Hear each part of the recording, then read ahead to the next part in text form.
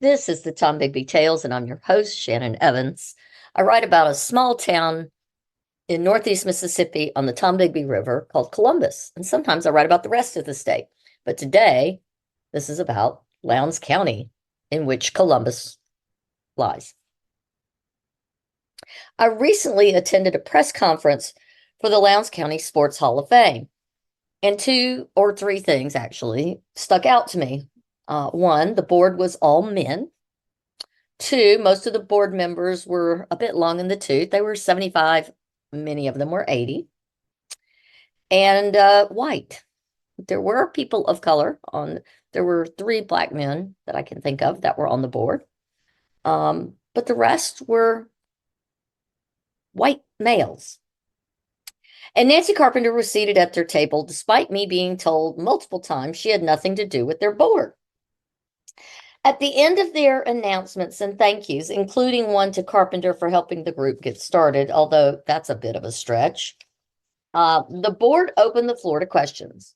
WCBI and the dispatch reporters all asked questions about the inaugural class of inductees, none of which have been announced or apparently selected, and the criteria for selection, which apparently at that meeting was still a moving target. Mostly the old white dudes were hedging because they claim they anticipate blowback from the community for whoever they do finally choose. It's almost as if they are all more worried about pissing folks off at them personally than getting a selection made to get the ball rolling, as they quickly changed the topics and started talking about their own glory days in sports, including playing with the former coach Billy Brewer back in the day. I digress, like they did. Which leads to my question. Why are there no women on the board? Is Nancy Carpenter on the board? I did ask that question. And she is at your board table. I was informed she was not a member of their board. And per Henry Matuzak, who went to answer my question, they had asked the president of MUW to be on their board, as well as the W's previous female athletic director and another woman in the community whose name I didn't catch. And to quote Matuzak, absolutely, they wanted nothing to do with us, end quote. The board's president was quick to point out women were welcome to join their working committees for fundraising and planning the banquet. Now, digest that for a minute. While the president meant nothing ill-willed, he was merely trying to shut down Matuzak's angry, misogynistic interaction with me. It came across as hollow and less than inclusive. Women appear to be welcomed by this board to do all the actual work behind the scenes to make their first event successful, but not allowed at the nomination review and decision-making table. Gentlemen, it's 2024. Seriously, we do not ask to be included. We demand to be included at all tables. Surely you could have looked further than the W for women to include on your board. What about Sue Dabbs, a nationally recognized sports writer who's retired and lives in Columbus? What about Cynthia Much at the YMCA, who runs and directs so many programs for all people in this community and has been involved in sports in this community forever? Or what about Shelley McElveen, who runs Fly Girls basketball? I mean, I could think of 36 other incredible, highly qualified female athletes in this community who would have and probably should have been asked to join the board. But for the next 2 years, per Matuzak's own words, women have no seat at that table. None. What could have been a proud day in Columbus is instead another old boys club. I wonder how many years it will be before any of the contributions of Lowndes County female athletes have made will ever be recognized. I mean, will they even be considered? Will men on that board, that all men's board, see women's sports accomplishments and contributions as noteworthy as those of the more lucrative and often written about world of men's sports?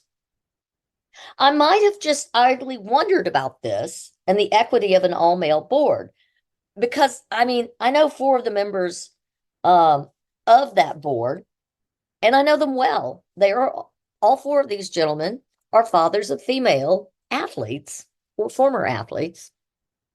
I would have skewed toward hoping for a fair appraisal of women's nominations at that point. That is, until yesterday, 5 days after attending that press conference, when I got an unsolicited notification of a private message on Facebook.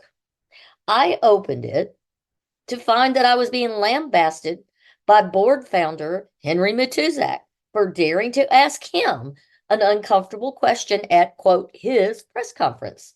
But more importantly, I had posted negatively on my personal Facebook page something that he found incredibly offensive, a page where he's not one of my friends, about Nancy Carpenter, and a second post about the circle of old boys on the board. Apparently, Matuzak decided he needed to randomly stalk my Facebook page, my personal page, and then chastise me in his lengthy note, which he had to do in a message, because my Facebook page is closed to comments from strangers. He wanted to chastise me for not being positive and making my posts on my personal Facebook page political. Wow. One, who sent him my Facebook page post? Because I'm sure he didn't go looking out of the blue. But if he did, why act like a typical creepy male Facebook stalker and not just set up a meeting in person through any of those four board members who know me personally, who I stood at that meeting talking to extendedly? Number three, why does he care what I put on my own Facebook page, my personal social media page? And number four, why is it important that he controls, intimidates me, and makes threats about where I can and cannot be? Let me read this post. You'll find it interesting, I think. Here goes. Hi, Shannon. To answer your question on your Facebook post, I am the one who sought Nancy Carpenter's assistance in hopes of establishing a Lowndes County Sports Hall of Fame. I'm the one who wanted her on the board because her job was to promote Columbus and Lowndes County. You using our organization as a platform to spew hatred towards Nancy Carpenter was uncalled for. If your only interest in our organization is to express hatred toward Nancy, you will not be welcomed at our events. Public events, I can't go because I don't agree with him. As far as your question at the press conference, it was a very inappropriate question. Why are there no women on your board? That's an inappropriate question at a press conference. It had nothing to do with why we were there that day. We were there to announce something positive for the community, for the male community. So, I personally have tried to involve women throughout the organization. And he names the four of the members. All have also tried to incorporate women. Thanks if you have true and respectful interest in what I'm trying to accomplish, but this organization is not going to be used for a platform for hatred. Figure that one out.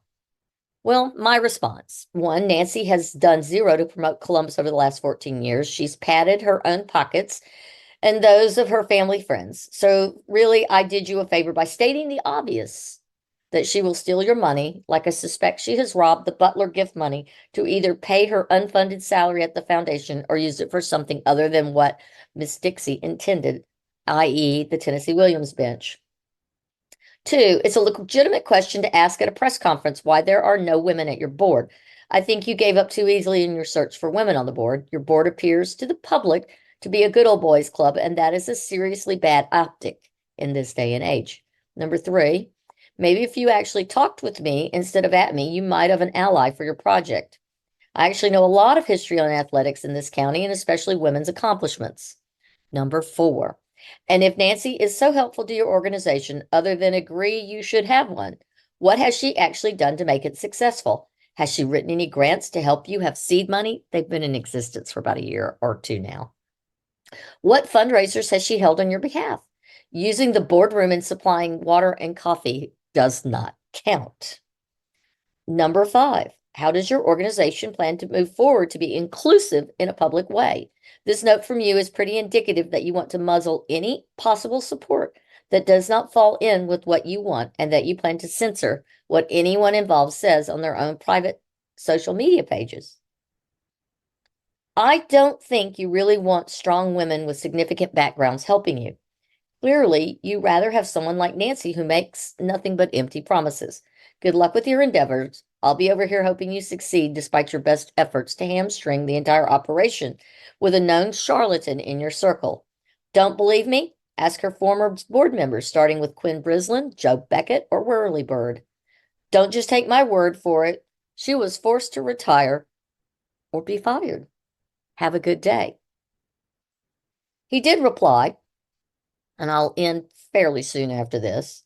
Thanks for replying. My sole interest in starting this project is to recognize individuals who've made an impact on sports in Lowndes County, period. I don't like our organization being used as a forum to show hatred to other people. I also don't appreciate the reference to us old men seeking to relive glory days. That's another thing that has nothing to do with what Tuesday was about. Most of those you referred to have vast knowledge about sports in Lowndes County, especially Frank Griffin. Otherwise, I appreciate some of the things you just expressed. If you intend to show a respectful interest in what I am trying to accomplish, that's fine. Oh, Henry, we got to think the way you think, and we have to put on our Facebook pages exactly what you want. My response: I see. I have to only do what you want. Got it. And the last half of your press conference was living the good old days of their own experiences. You can't change facts, starting with Mr. Griffin's stories about playing football with Billy Brewer. As a former reporter, Mr. Matuzak, you should know that. I didn't mention anything about you doing what I say. I asked you to be respectful to others and to what we are trying to accomplish in honoring individuals for their accomplishments in sports. I responded, I am respectful. I just happen to believe respect is earned and not given.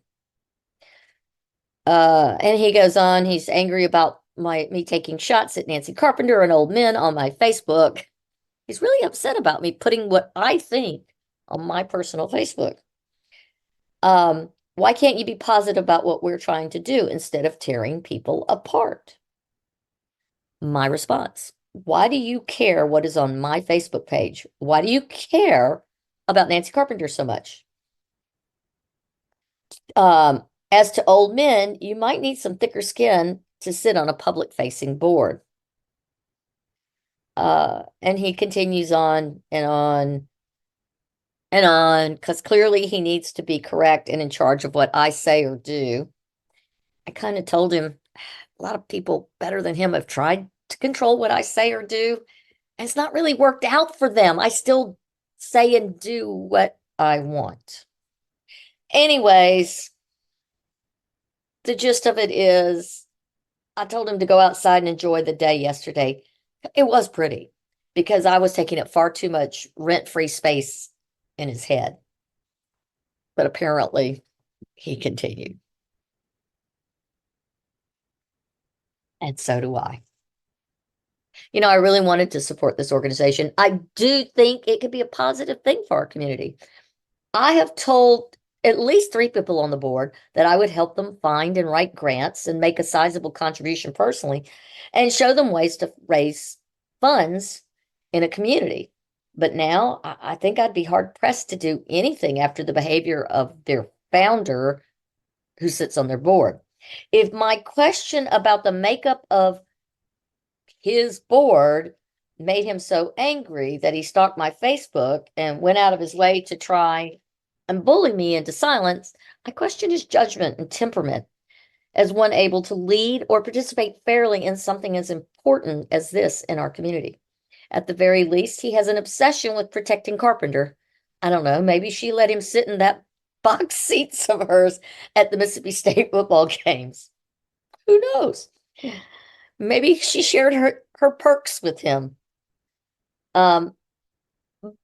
But beyond his obsession with protecting Carpenter, what is his thing about making sure I speak, write, and post in a certain way that makes him happy and that he's always correct?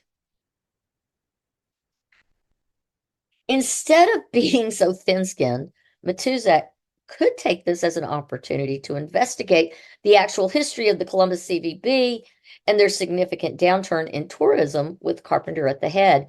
He could ask some of her former CVB board members about her fundraising abilities and seek out actual numbers of successes or failures.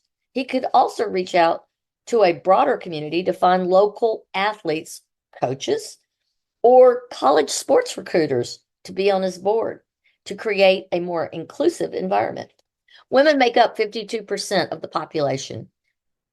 Technically, we should occupy more than 52% of that board if Matuszak would be honest. He missed a great opportunity to make me and other women his organization's greatest supporter and promoter. Instead, he doubled down in his own thin-skinned, misogynistic ego, announcing his exclusive Good Old Boy Network is in charge of all things Sports Hall of Fame for the next 2 years. And that's not a good look for Columbus or Lowndes County. I'm sure I'll catch hell for stating the obvious, but honestly, it's about time someone does. Lowndes County can't have nice things because the folks here can't have difficult conversations. They can't talk about the elephant in the room without getting angry. They want everything to be rainbows and butterflies and positive accolades and totally ignore the giant pile of elephant turds surrounding them and dragging their organizations down. Until public-facing boards and leaders learn to have frank conversations with themselves and the public and listen and respond with something other than a lecture and a we know best attitude, nothing in this town will improve or change, including the Sports Hall of Fame board. I want to thank you for coming on my little podcast, Tom Bigby Tales. Until next time.